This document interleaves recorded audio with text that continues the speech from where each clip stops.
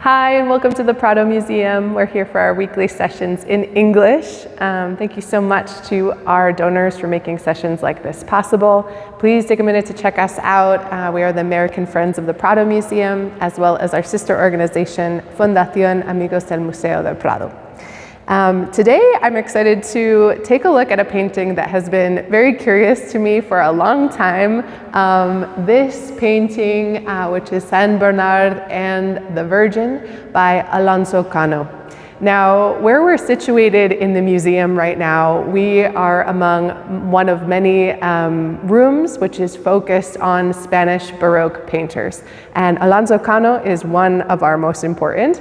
But over to the side, we have paintings by Velázquez, we have paintings by Murillo, by Zurbarán.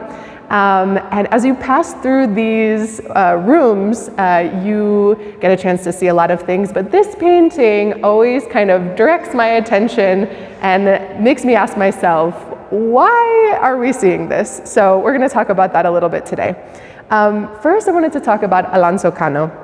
This is a name, if you live in Madrid, that you would find very familiar, but few people know a lot about the history of the life and the work of this painter. Now, this name is well known because there is a major street in the city called Alonso Cano and a metro station, but few people know about the complicated and violent history that this artist had living in Madrid. So he was born in the year 1601 and was an important Spanish Baroque painter. However, in the year 1644, his wife was murdered here in Madrid, and he became the primary suspect.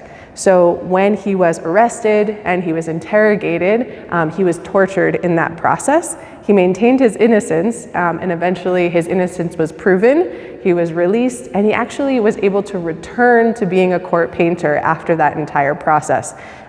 So a kind of hidden and dramatic history. What's interesting as well is that we see that there are 19th century painters, hundreds of years later, who are painting this story of Alonso Cano. So beyond being an important Spanish Baroque painter, his story was sort of taken and continued as part of art history. So an interesting dynamic as we're thinking about his work and the way that he treats his subjects. So focusing in on our painting here today, San Bernard and the Virgin, we have a depiction of this legend of a French priest who's San Bernard of Clairvaux. He was based in Burgundy, and he was part of a sect that was interested in devotion specifically to the Virgin. So in this story, San Bernard seats himself in front of an apparition of the Virgin and asks her to show herself to be a mother. And in that moment, the miracle that takes place is that she begins to give milk, and there are two different outcomes that happen. In one of the versions of the legend, the milk goes into his mouth, and in the other, it goes into his eye. Now, the milk in this case is obviously a symbol. It represents a transmission of a holiness from a holy outside of the earth place into the kind of carnal space. So when the milk is entering his mouth, it is giving him wisdom, ability in order to transmit verbally an idea to teach. And when it goes into his eye, it would be giving him the ability to see or to understand. So it's interesting to think about the milk being this sort of transmissional element, but it does tell us about what is the meaning of what we see happening here. We also have to think about this painting in the context of what was happening in the world at the time. And so here in Spain, we had the Counter-Reformation movement, which was kind of the center of religious study. And that was in response to the Protestant movement. So there are a couple of themes that we see happening here in this painting. The first is that Cano has decided to paint the Virgin as a statue instead of as an apparition. And this is really important because Protestantism at the time was really concerned about idolatry. They weren't interested in artistic images holding power as representing God. However, the Counter-Reformationists were really interested in that, and we see Alonso Cano using that here. They see art and image as being powerful in a way of giving didactic opportunities, so for how we teach about the stories. They also give us an opportunity to feel, right? To have an effective impact. And third, they have the power to transmit an idea from one place to the other. So as Cano decides to make the Virgin Mary a statue in this picture, he is aligning himself with a counter-Reformation stance. The other thing interesting that we have going on in this painting is our witness down here in the lower left-hand corner.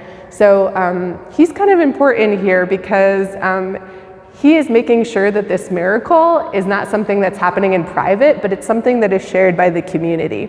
So he's here to witness this miracle take place, and to also tell us a little bit about how it should be received. So he's giving recognition, he's showing his awe at what's happening, and that's interesting and important in the image. The way that Cano has painted it as well, he's using a visual hierarchy to tell us about what's most important. So up highest in our vertical space, we have the Virgin. In the middle, we have Saint Bernard. And then lower down, we have the witness. What's really interesting and arresting as you see this image and what draws us to it in the moment is also how the milk creates this strong diagonal across the painting, acting like an actual bridge between a holy space and an earthly space. And so Cano has painted this in a way that you could not avoid seeing it. It's right there for us to look at. And using another diagonal here of the light to really show us. Up in the upper right-hand corner, we have our window peeking out into the French landscape, which also helps to place us in the space and time. Now quickly, I just want to talk about milk and nursing in a historical context so we can understand for ourselves, why is this so shocking to look at today? So historically speaking, a nursing mother, specifically the nursing virgin, was something that was extremely orthodox and common to see in the 16th and 17th century in painting. It really helped to bring Mary humanity, be someone that was relatable. However, over time, there were feelings about wanting to have less bodily exposure in paintings, to have that kind of devotion happen in private spaces rather than public spaces. And slowly over time, this type of depiction became less and less common.